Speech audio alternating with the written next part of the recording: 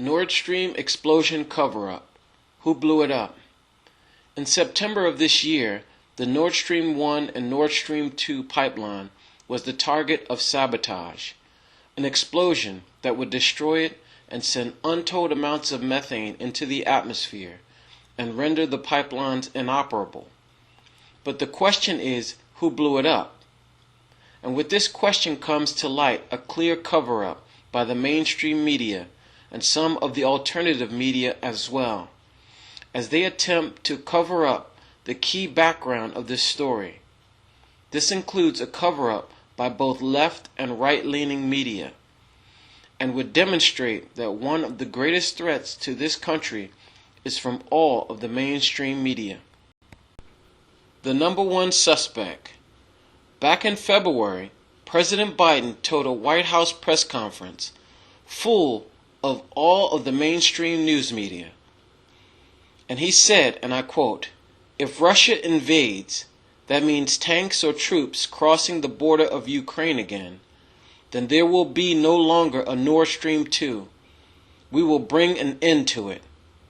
Then a reporter stands up and asks, how, given that it's in German control? Biden then says, "I promise you, we will be able to do it." End quote. So the commander-in-chief of the most powerful military the world has ever seen, and the president of the most dominant economic power on earth, says point blank to all of the mainstream media that they will bring an end to the pipeline. Then, 8 months later, the pipeline is blown up, and the media act like they have no clue who could be behind this attack. Media lies and distortions. Who caused the explosion to end the pipeline, we will probably never know. But what we do know is who said that they would bring the pipeline to an end. And that is the main background of this whole event, and where the lies of omission by all of the media comes in to distort the information given to the American people, so that their minds are led by propaganda into needless conflicts.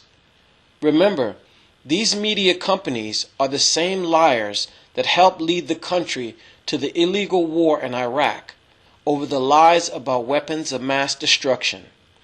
And we are facing nuclear war with Russia, in part due to their lies. It is a disgrace.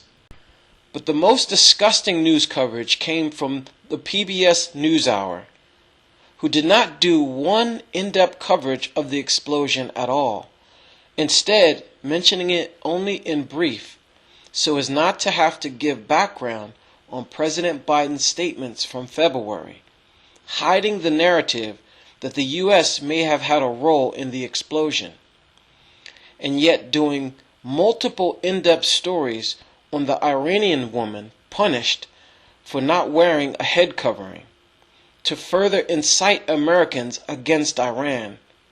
The PBS NewsHour is disgusting propaganda. And this is not the only story hidden from the people by the PBS NewsHour. I will be showing more examples in the future. And not just the mainstream media.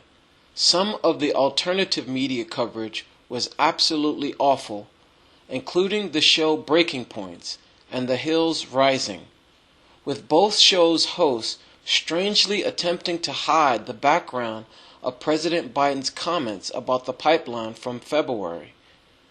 And this shows that the entire media apparatus is compromised, leading to the people not having a chance to have a correct understanding of what is happening in our world, because so many of the information sources are contaminated with propaganda from government and corporate agendas.